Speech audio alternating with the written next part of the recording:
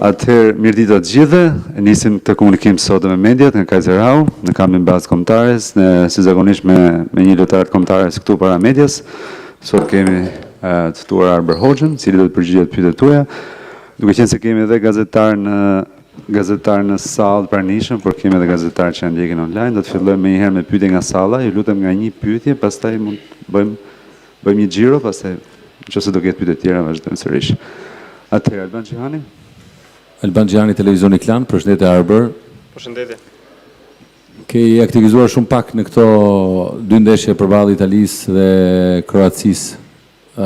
Vjen Spanja dhe ndoshta për kualitetin që Spanja ka, ju mund të ishit shumë i nevojshëm.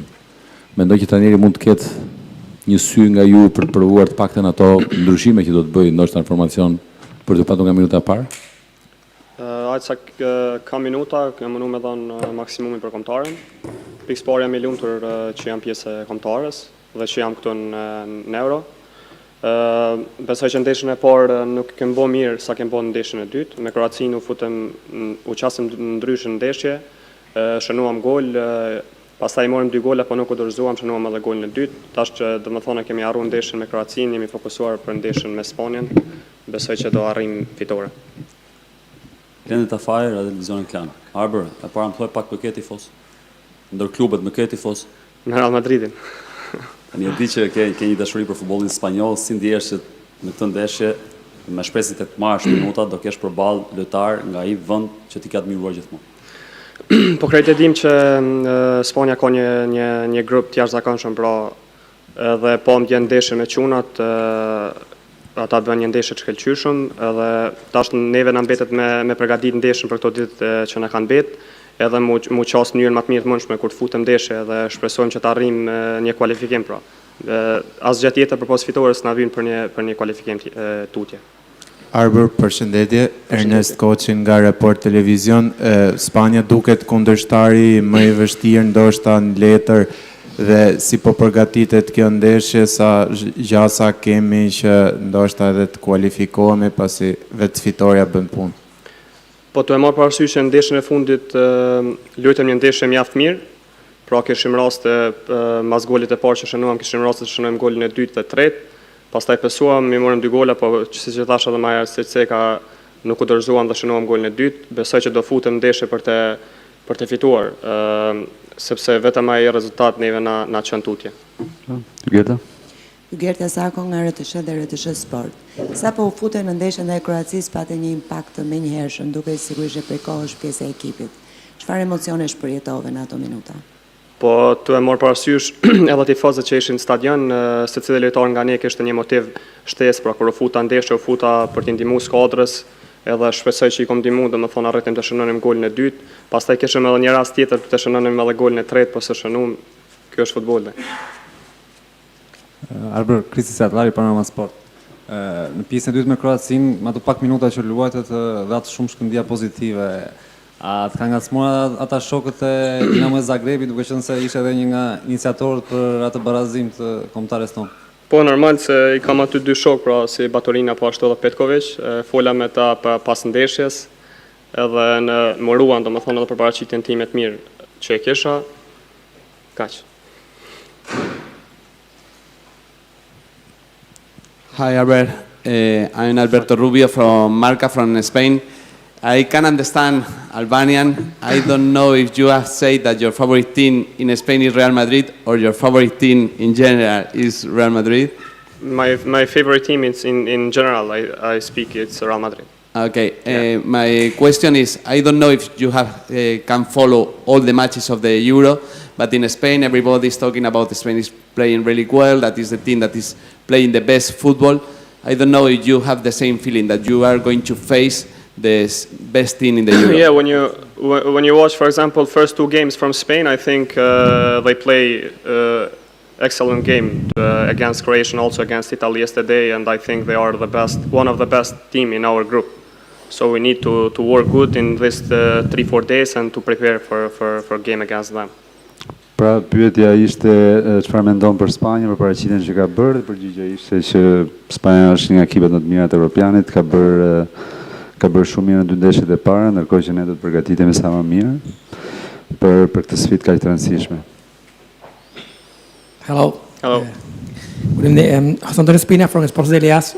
I can remember February, and you were one of the players who eliminated Betis in Conference League, and I remember perfectly that you give the pass for the goal of Dinamo Zagreb in Zagreb.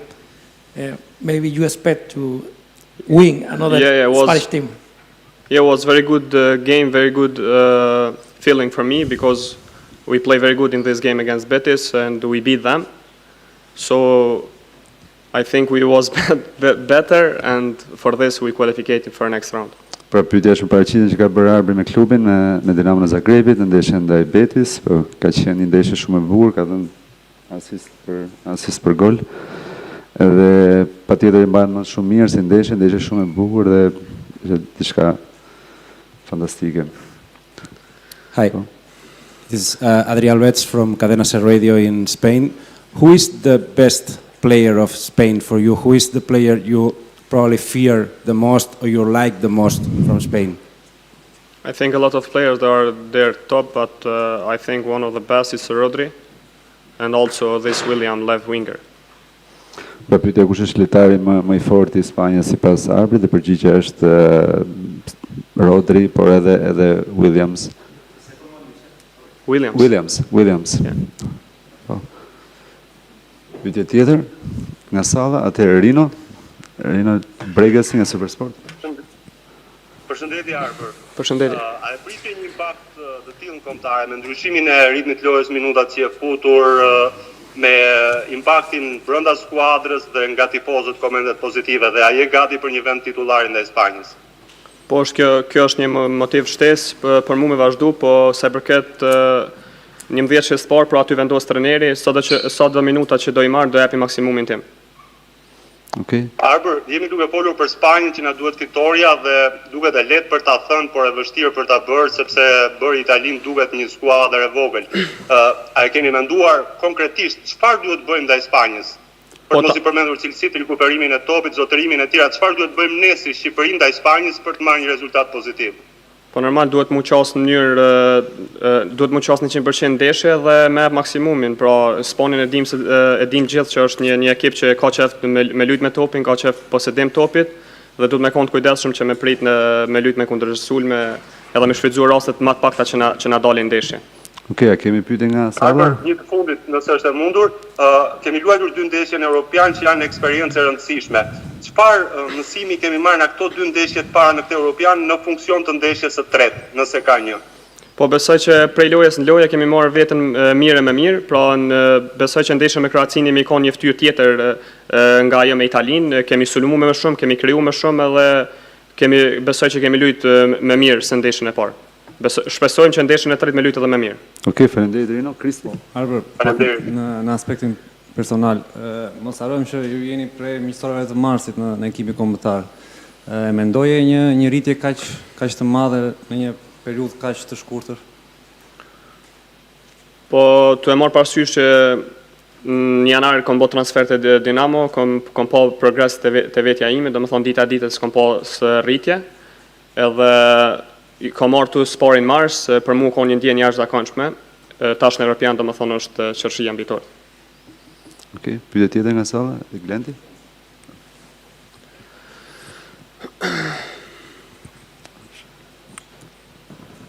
Arber, jetë Dinamo Zagrebit, performancat kanë qenë pozitive, natyrisht do të ambientohesh edhe me një klub kaq të madh, kaq serioz, ke shnuar një gol që pothuajse po e quajmë dha titullin Dinamos kundër Rijekës, ishte gol me peshë të rënd.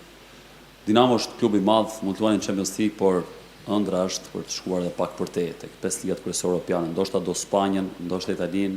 Unë e di që do Spanjën, por e ke këtë ëndër që të bësh edhe një hap të rëndësishëm. Dinamo është klub i madh, po hapi i rëndësishëm, po flasim për të shkuar diku edhe më shumë.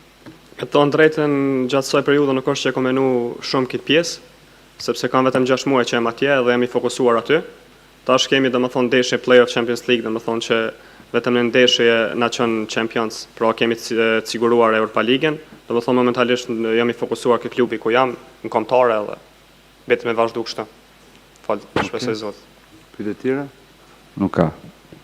Jo, meqense e tha ke pyetja ime e parë që do fitojmë kundër Spanjës, sa fitojmë kundër Spanjës? Edhe si del Itali Kroaci. Pas. Nuk.